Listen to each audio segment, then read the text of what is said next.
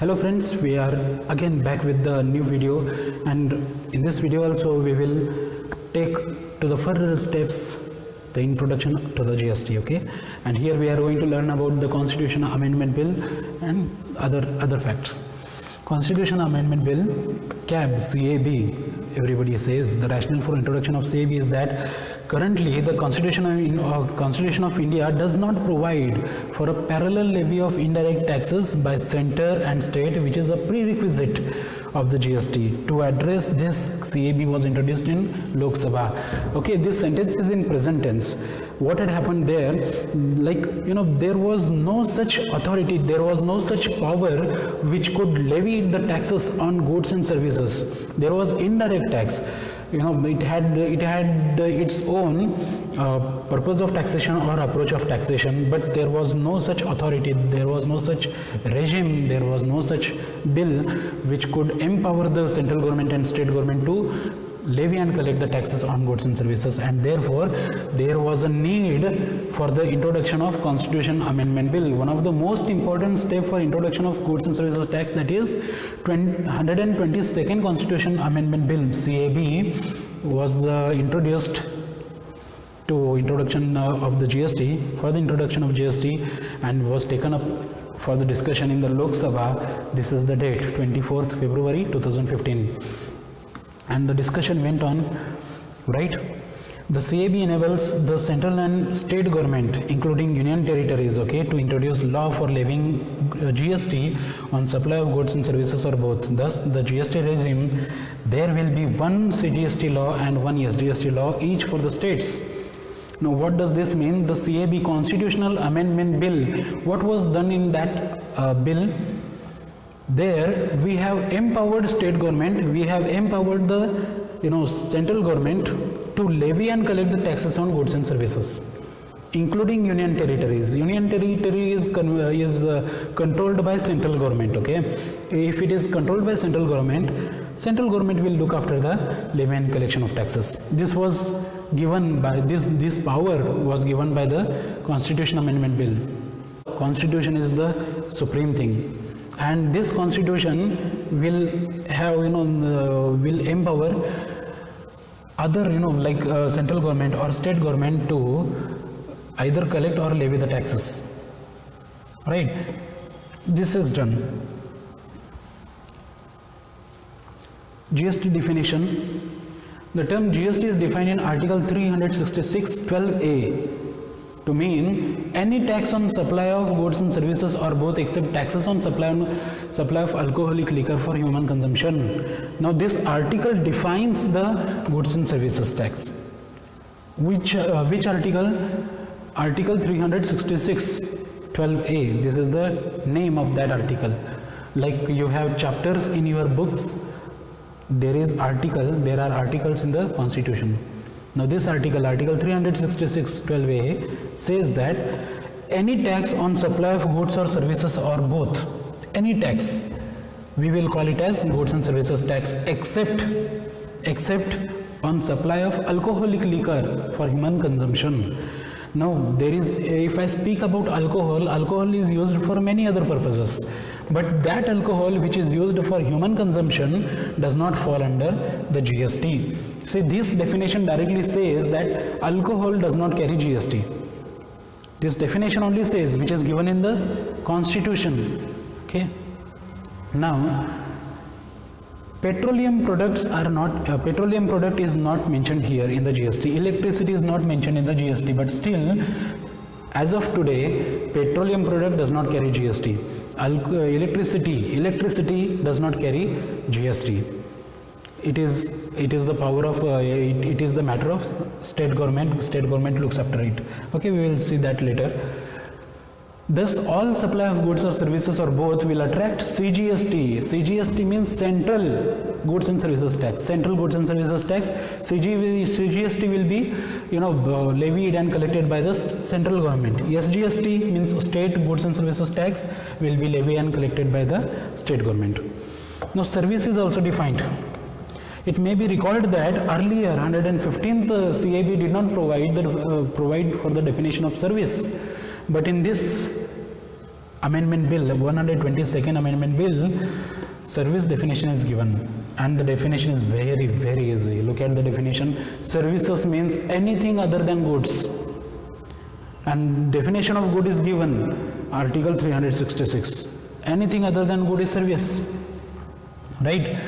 Now we will go ahead. The broad definition of the term service will altogether remove the disputes aspect, whether something is good or services. Like, because we have very large country, India, there are so many different, minute things, micro things, where, people do not only understand whether it is a good or service. Now, who will fight for that, whether it is a good or whether it is a service? That, in the definition only they have said, good is this thing. Anything other than good will be service. Over. Everything, the whole universe is covered here, right? Then the IGST. IGST means, is it international GST? No. Is it Indian GST? No. What is it? It is integrated GST. Do not even call it as interstate or intrastate. Do not get confused. It is integrated. We are integrating the GST. That is IGST, right? IGST, at present, the interstate supply of goods and services attracts central sales tax. Now CAB provides that an interstate supply of goods and services will attract IGST. Okay, IGST. And then it may be noted that IGST will be levied and collected by the center. IGST will be levied and collected by the center. Very important. Do not get confused. And proceeds of IGST will be shared amongst the central and state government. Proceeds means, see, if I am supplying goods, if I am supplying services, I will levy either CGST, SGST, or IGST. Now here in the GST, I am telling you now, CGST and SGST both are clubbed together. Like if I purchase a mobile phone, 18% tax, I am not paying GST, I am paying CGST plus SGST if I purchase it from the local store. But if I purchase, right now I am in Karnataka, if I purchase the mobile phone from the Maharashtra, then I will pay IGST. IGST is integrated goods and services tax. Now if I purchase from Maharashtra to Karnataka, two states are involved. From Maharashtra to Karnataka, supply is happening, and therefore the person who is selling me will collect IGST from me. I have to pay IGST to that person, to the seller, IGST, right? And this IGST will be levied and collected by the central government. No dispute between Karnataka and Maharashtra. Karnataka will say it is my money, Maharashtra will say it is my resource, right? So let us not fall into the disputes. Let us only focus on the central government will collect the money. Then interstate sale of goods to attract the additional tax. See, additional tax, I will read out the sentence. CAB provides that an additional tax up to 1% will be levied by the center on interstate supply of goods and not on the services. Only on goods, central government is empowered to collect extra 1% tax. Okay, the additional tax will be assigned to states from where the supply of goods originate. Now, did you understand that example? If I am taking from the Maharashtra, then Maharashtra is the original state, and for that state, that 1% extra will be going. Okay, this additional tax seems to have a new version of CST. Exactly, new version of CST. What is CST? CST, central sales tax. New version. Earlier there was, the rate of CST was only 2%. Maximum in that act was 4%, but that was 2%. Now it is 1% reduced central sales tax. Additional tax will be applicable for a period of 2 years and could be extended further by the GST Council. It will be only, the 2 years is already passed. See, 2017, 17 to 18 and 19. 2 years are passed. Now there is no sense in reading this sentence. We will go ahead. Import of goods and services. At present, import of goods and services attracts basic custom duty, BCD, additional custom duty, and special additional customs duty. At present means we are speaking about 2017, okay, before the introduction of GST. Now all the other custom duties are scrambled, are scrapped, and now only one is remaining, that is basic customs duty is still there, okay. Basic customs duty you have to pay in addition to IGST if you are importing any goods, right? So that is all about Constitution Amendment Bill in this slide. We will go ahead. Article 246 deals with the subject matter of laws made by the Parliament and by the legislatures of the states, and Article 254 with its inconsistency between laws made by the Parliament and laws made by the legislature of the states. Article 246 empowers central and state government. Please understand only this much. It empowers the central and state government and collect taxes on list of Schedule 7. That is what Article 246 says. Article 246A. This is additional. Okay, this is article only. You need not get confused. Chapter name was inserted by Constitution 101st Amendment Act 2016, which was for the purpose of GST only. Article 246A provides that notwithstanding anything contained in Article 246, anything if it is not given over there, have power to make laws within the respect of goods and services tax imposed by the Union by such state. What do you mean by this? I will tell you in simple words. Earlier, before 2017 July, there was no GST. State government and central government did not have any powers to make laws for goods and services tax. Now, this article 246A empowers. It means this article gives powers to state government and central government to define their own laws regarding goods and services tax, right? This is Article 246A over. There is nothing difficult. I will read this sentence as well. The Parliament has exclusive power to make laws with respect to goods and services tax. Which Parliament we are speaking about? Both, right? And then there is an explanation. The same thing again, right? Article 269 deals with the taxes levied and collected by the Union but assigned to states, where you can assign to states which was collected by the state governments, union territories, I'm sorry. And Article 269(1) says that taxes on the sale or purchase of goods and services, on the consignment of goods and services except IGST shall be levied and collected by the Government of India, but shall be assigned and shall be deemed to have been assigned to the states on or after 1st day of April 1996 in the manner provided in clause 2. This is retrospective clause, right? We are in 2017 right now, okay. Assume that we are in 2017 and this article says we have to go back to 1996 and then we have to assign the powers, right? Need not get confused. Unless you are a law student, don't worry about these articles.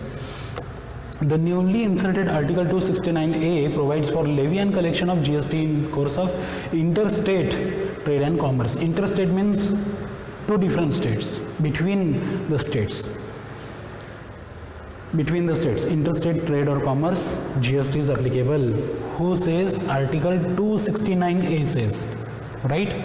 And then Article 270 says that the distribution of revenues between union and state, how the distribution should be done, right? This will be told by the Article 270. Article 271 says, sub-article, that all taxes and duties referred to in the union list except the duties and taxes referred to in Article 268, 69 and 269A respectively, surcharge on taxes and duties referred to Article 271, which is about to come now, and any cess levied for specific purposes under any law made by the Parliament shall be levied for specific purposes.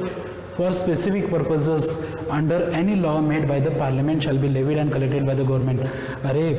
This is difficult language, but let me tell you in simple language. There is something called as cess, there is something called as additional tax.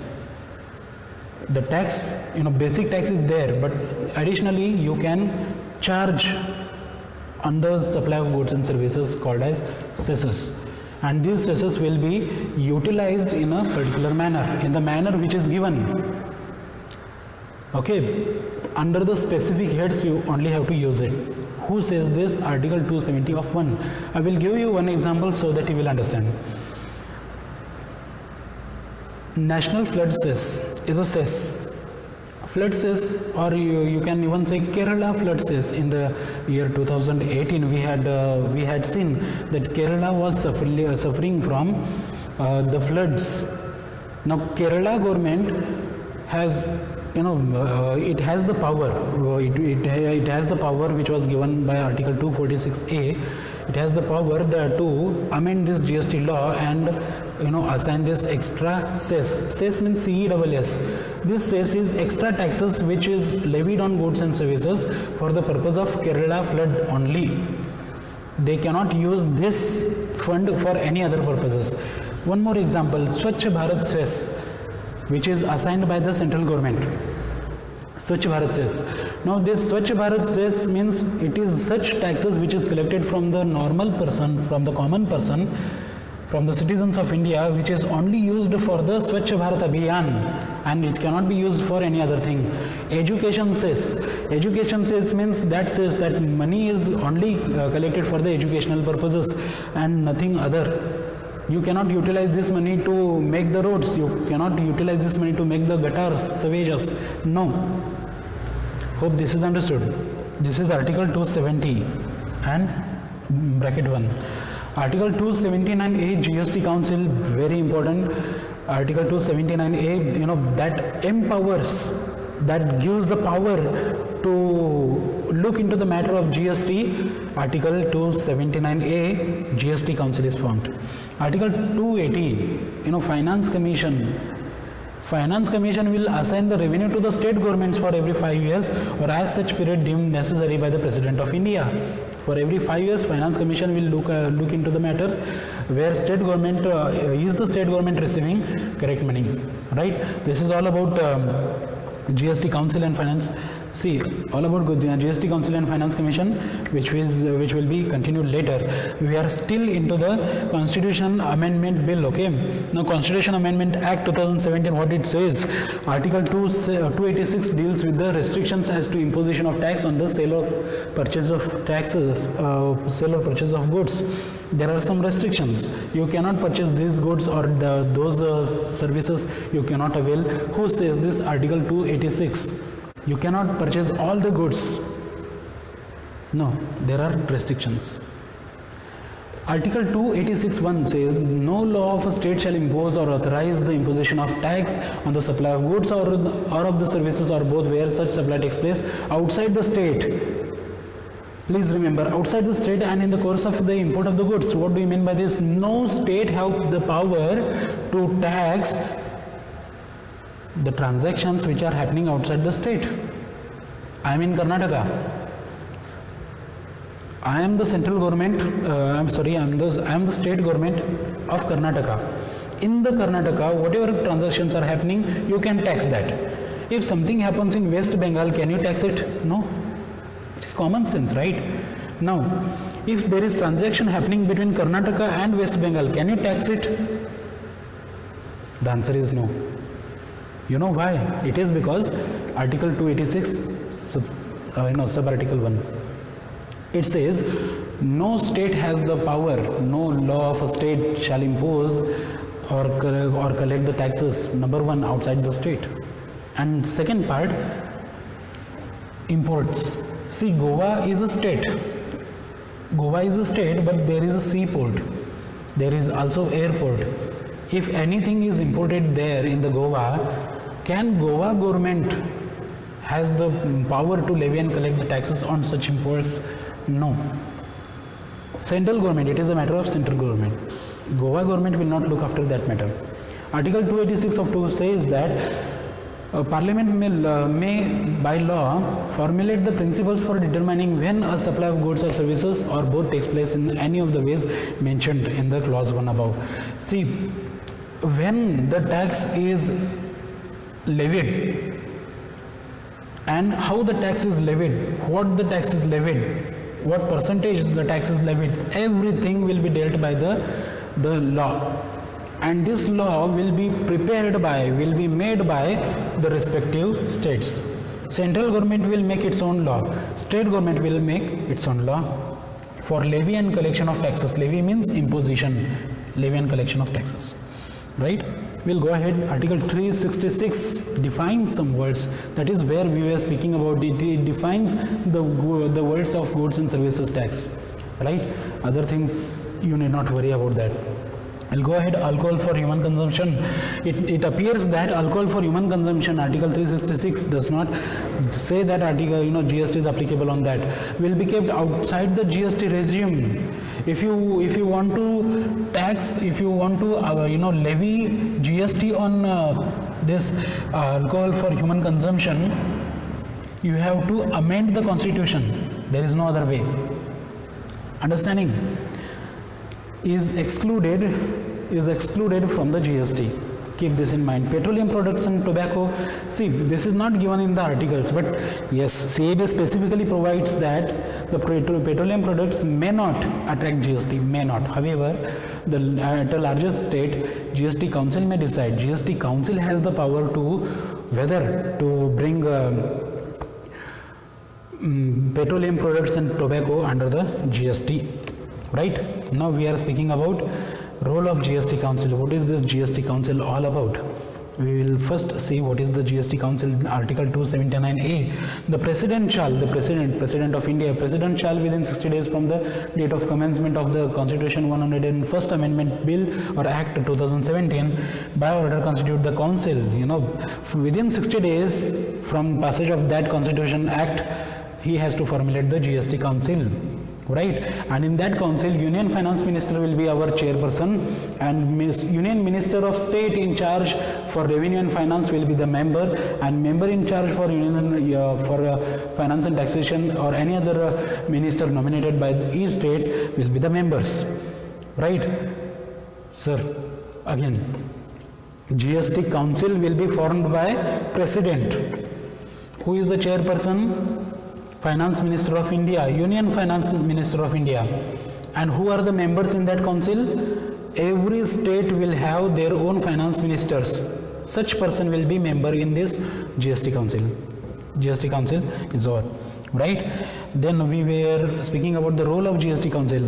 See, look at the questions, key aspects like how the GST model law would be. Which taxes, cesses, surcharges will be subsumed in the GST? Which goods and services are subject to or to be exempt from the GST? What will be the rate of GST including floor rates, the GST rates? And what will be the threshold limit for the GST? Everything will be decided by the GST Council and many other things. Not only this, these are the basic key concepts. Like you need not worry about all these things unless you are a law student. Then compensation to the states for deficit of collection of taxes. On recommendation of the GST Council, Parliament shall provide for compensation to the states for loss of revenue. Friends, one question may be there in your head, and that question is, sir, why this GST Act was introduced in 2017 and why not earlier?